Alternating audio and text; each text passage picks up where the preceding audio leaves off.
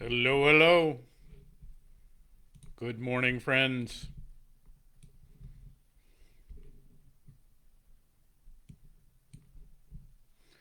Good morning.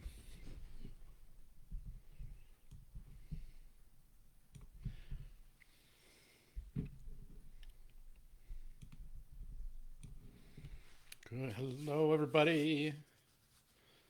Hope you're having a great day. Hey, Linda, good morning to you. Hope you're all right. Things are good.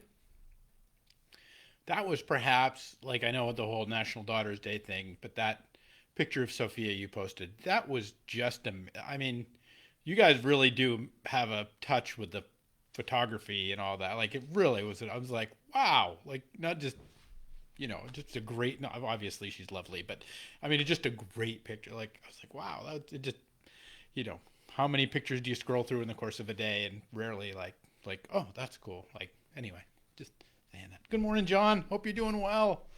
Hope um, I imagine things are getting crunchy up in your neck of the woods. Um, I imagine it's chilly, although it's been beautiful here still. Like really holding out to be some of the most delicious days. I'm sure Gary probably took that. Well, he doesn't have to know that. We don't. You didn't. You don't have to say that. So, good morning, Karen. Hope you're great. Glad you're here.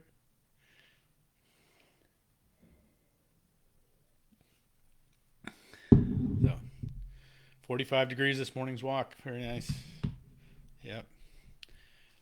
And probably headlamps too. Hey, good morning, Yvette. Glad you're here. Sharon Landry, everybody. Ah, so great to see you, Sharon. Hope you're well. Good morning, everybody.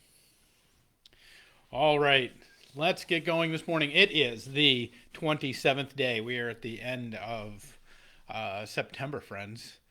This is the last week of September. We are heading into the truly fall months of October coming up. The end of September on this Tuesday at 11:11, and I'm always grateful. Like I'm always grateful to come here and be with you. You, whoever's hearing my voice right now, know that in here, the fact that you're here, the fact that you're hearing my voice, the fact that the pressure waves coming out of my head are actuating something in this microphone and going through the magic of electrons and rattling and coming out of a speaker somewhere and making pressure waves in the air and rattling bones in your head that somehow gets translated into meaning and hopefully maybe so or depending if there's meaning there and that we might connect in this moment through that entire process. I am grateful that you're on the journey with us. This morning we're looking at a world that's kind of being rocked right now. At least for us here in the on the East Coast, the this last week Hurricane Fiona went barreling by and was the hardest hit of any hurricane ever that to hit Nova Scotia.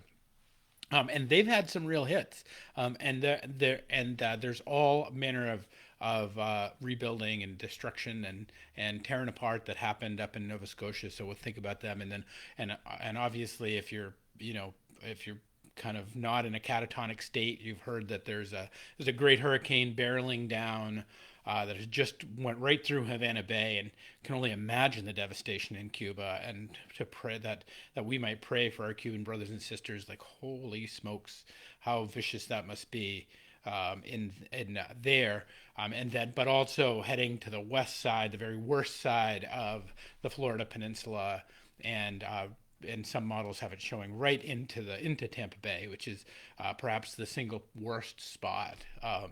Not so much for wind and rain, but for the flooding that can happen from that. So, we stand here kind of bearing witness this week, this moment between these kind of great storms that are raging, and there's other storms too. I was just talking to somebody about how literally they had to have police presence at the 9-year-old, 8 and 9-year-old football game, not because of the kids being too rowdy, but because the parents hurling insults both at one another and at the kids on the field and like that. there are storms all about us. There's the storm of the health crisis, the storm of the economic crisis. We are embattled in our little boat right now. And so I want us to think about this. And if that, all the external world and all of its poking and its prodding, if that doesn't poke and prod us into the questions of our own heart and our own soul, then we're just not connected to the people around us. If we're completely insulated from that, if the uncertainty around us, the wind that blows, the water that would flood us, the things that would overwhelm us, if those aren't hurting us, then I'm not even sure that we're being completely honest with ourselves, if you have to be true to it. But there's a story from the Gospel of Luke that is told so many times, but I think it bears, in these moments, in these times, it bears repeating. And so they leave Capernaum, and they're sailing they're sailing across the Sea of Galilee, and they sailed, and Jesus, fell asleep. And a windstorm came down on the lake, and they were filling with water and were in danger. And they went and they woke him up, saying, Master, Master, we are perishing. And he awoke and rebuked the wind and the raging waves, and they ceased. And there was a calm. He said to them, Where is your faith? And they were afraid, and they marveled, saying to one another, Who then is this, that he commands even winds and water to obey him? You know, we will pray for the folks in Nova Scotia. We will pray for the folks in Cuba. We will pray for the folks in Florida. And yet there's a part of us that knows inevitably there's destruction that's already happened and destructions that will happen. There are lives that are already lost. There are lives that are being crushed in some ways, the dreams that are being changed, hopes that are being dashed, that are being a part of this. But what this story reminds us in a most basic way, but also in an incredibly deep way. It's not just the basic, like, oh, it'll be okay, but it's a legitimate question of our faith. And not that we just like to have to be Pollyanna, happy clappy, it'll be okay kind of thing. I often think that is not authentic faith. That's not real faith. That often it is contending with the really real that is actually what builds and grows our faith. It is lifting heavy weights that strengthens our bones and our bodies. It is contending with difficult things. And if this isn't a difficult thing, if this week isn't a difficult thing, I don't know what is. But inevitably, there will be destruction out of these events this week. There already has been. And yet we look at this and we say, just as the disciples in the boat were saying, we're filling with water. I don't know about you, but some of the days these days, I feel like personally my boat is filling with water. There's more wind and there's more wave and there's more things to carry than there is back and brawn and buckets to bail. And it is this question, where's your faith? Where do you want to place it? This isn't a condemnation. Don't hear it. Jesus isn't saying like, oh, you losers, where's your faith? He's saying legitimately, what do you like? Don't you think we can work this out? Don't you think that the one who hung the moon and powers the stars and brought the Spirit, the one who inflates your lungs with air and gives you every heartbeat, who brought us Taylor Swift and Krispy Kreme donuts, that all of that, don't you think that has the ability to contend with some water blowing around, or some wind that might blow harder than we're accustomed to, or even some breaking of bodies and some destruction of the world? You see, the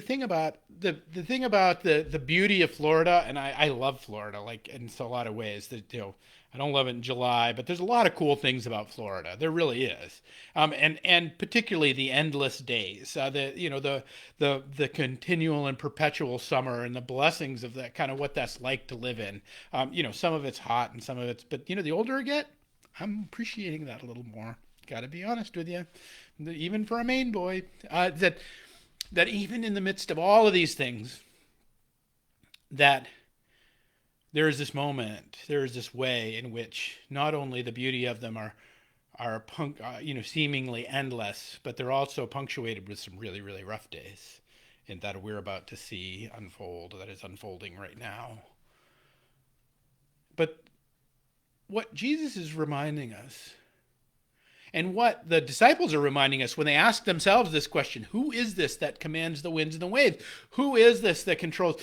Who is this guy? Who is this Savior that I'm in relationship with? Who is this Jesus that I send my prayers to? Who is this that even within the harshness and the brutality of hurricane force winds and broken bodies and dreams, can the providence of God and the love of God being worked out? And that's not to say that the wind and the waves are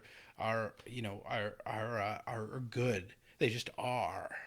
They're just a thing that we're contending with. They're not evil like created evil. But there's also a larger reality at work. Do you know that Florida, really the entire ecosystem of Florida, the alligators and the birds and all the beauty of it and all the majesty of it, all those beautiful days that we talk about that are punctuated in those places in those ways, wouldn't really exist as a place in terms of life and life in abundance the way that it is without the hurricane structure.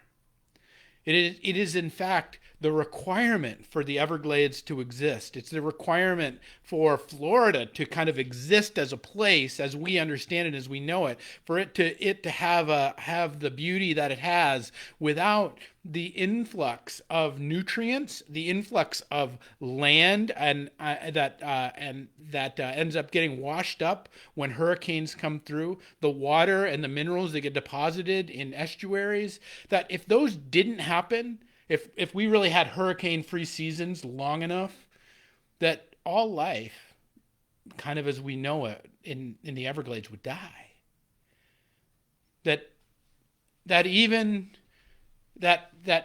That's often in our lives when we're looking at our little boats filling up with and our ankles that are getting wet, and the idea that those storms don't seem to be letting up. That even when we back up and we look at a little wider range, or maybe even a little closer range, when we contemplate the way the disciples contemplated, who is this? Who is this Jesus that commands even the winds and waves to obey him? When we contend with that, we actually discover that God's providence and God's grace and God's love is at work. All of those beautiful days that people enjoy in Florida are in part only exist because of the fact that there's these incredibly calamitous hurricanes that come through every so often. It is not outside the providence of God, but both are the providence of God. And this isn't just true in the weather sense, but this is true in the true depths of our heart. You see, if we think about, I think one of the people who explain this best is Sister Julian of Norwich. Julian of Norwich was what was known as an anchoress. And she's quoted well by Father Richard Rohr, who just does a lovely job of kind of bringing to light her kind of medieval mysticism. She lived around the mid 14th century, and she had this profound experience of God. She had this amazing experience, and as a result of this experience, ended up becoming what was called an anchoress, which means she had herself walled into a little tower, and that there was a little window in which people would bring her food and stuff, and she would spend the rest of her days in this little place, and people would come to the window and ask her questions, and she would give them wisdom and responds. Now, I'm not advocating that as a lifestyle. Don't hear me say that. But I'm saying, but her depth of commitment to the spiritual life, and it actually, she mined it into a depth that many of us do not. And so there's a wisdom that comes out of what she had to say. And she was famous for talking about the resurrected Christ with the still appearing to the disciples with still the wounds of the cross upon him. And her favorite line was, "Our wounds are our glory," as she would put it in her book. She would say that without that Jesus could clearly have healed the wounds upon him, but that he says, wounds that are a glory. Now, that can get really tweaky and into medieval ideas. But the thing is if we start to think about these, whether our wounds are from outside of us in the winds and the waves that blow and seem to overwhelm us, whether they're within us and the fears and the worries of our days, whether they're betrayals of people whom love us or whom we love and whom betrayed us, or whether they're betrayals of our own heart, just our own failures, wherever our wounds come from, that in them is our glory, because of the fact that just like the hurricane that hits Florida brings with it, yes, destruction, but also brings with it life, and life in abundance for all of Florida that is going to continue to exist, for all of those beautiful days, for all of the stuff at Disneyland, for all of the things that, all the rides at Universal Studios, and all of the stuff that exists in Florida as we know it, all of that life that is at work there, that all exists, that all has its place and being and nurturance, even in the storms, even in the hurricanes, that both are the providence of God. So too are the storms of your life. So too are the wounds of your days. So too are the winds and the waves that blow upon your lives. Because Sister and Julian put it this way. She said, first is the fall, and then is the recovery from the fall. And both are the mercy of God. We may not be able to see it. We may not be able to know it immediately. We may not be able to give a manifestation to it. But we can, just like the disciples, revisit ourselves with the question, who then is this Jesus that commands even the winds and the waves? That when we find ourselves in the boat with water up to our ankles and not enough buckets, we can ask ourselves, who is this Jesus that all things obey him? And where is he working him at? Who is this guy? And that we can deepen our connection, we can deepen our desire, we can hand over our worries, we can hand over even our wounds, so that someday we too, like Christ, will be glorified and display not our wounds but our scars for the great the great journey of the lives in which we have lived, and the overcoming of the falls that we have endured in the course of our life. Because first was the fall, and then was the recovery from the fall. And both are the mercy of God. I hope you'll pray for those in Cuba, pray for those in Nova Scotia, pray for those in Florida. Your prayers matter. They are not doing nothing. I just got off chatting with my friend and colleague Chris Serber down in Naples, Florida, whose church is a designated hurricane shelter, and they're talking about how they're going to respond to their community, and they're going to keep their doors open in the midst of this, in the midst of all that's about to hit them, to care for the least of these and to give shelter from the storm. Friends, that's the face of Christ. That's the mercy of God, that no wind and no wave and no tornado and no lightning and no difficulty can break. All right, my friends. My hope for you today is that you'll continue to lift up those in the midst of the storm, and I will continue to lift up you in your storms, and that we might pray for one another in all that we endure in these days. Peace and grace to you, my friends, and we'll pick it up tomorrow with another 11:11.